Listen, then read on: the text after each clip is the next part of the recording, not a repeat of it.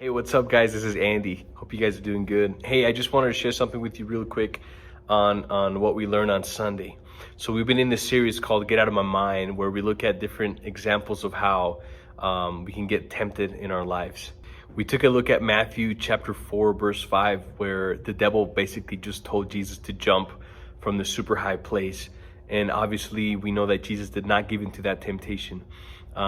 He basically just told him, do not put the Lord your God to the test.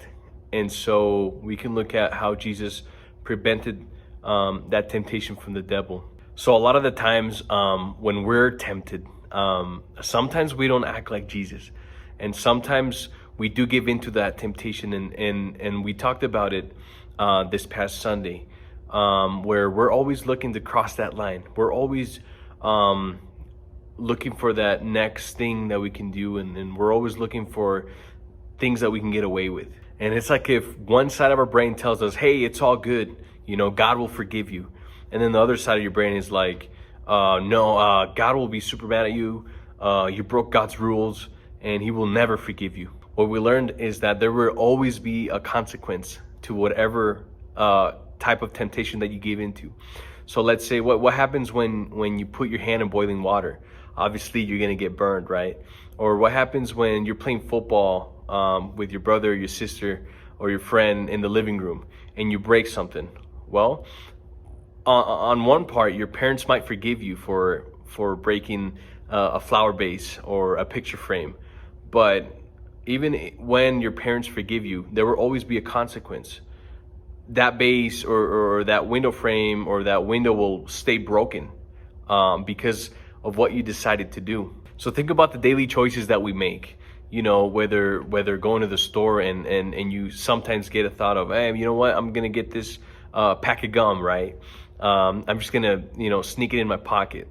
Or you might think you can get away with sneaking out of your house at night, or you might get away with lying to your parents, or we're always looking across that line and that boundary.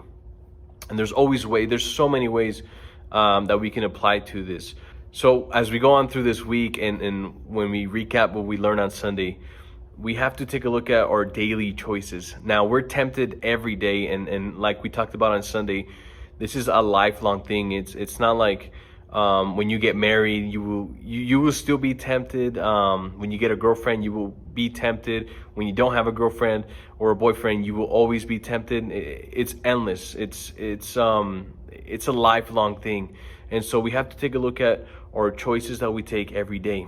Now, it's not going to be easy, but we always have to look at, is that going to affect my life 5, 10, 15 years later from now?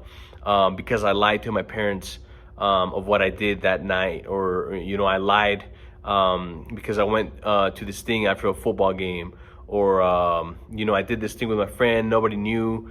I knew I crossed the line, but nobody else knew. I got away with it.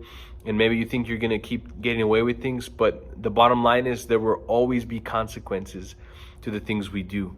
So let's pay attention to our daily temptations. Let's pay attention to our daily choices, and let's hope to make the right one. Hey, I hope you took away something helpful from this Sunday night and from this little chat that we had. We hope to see you back this Sunday for our large group, and we can't wait to see you. Bye.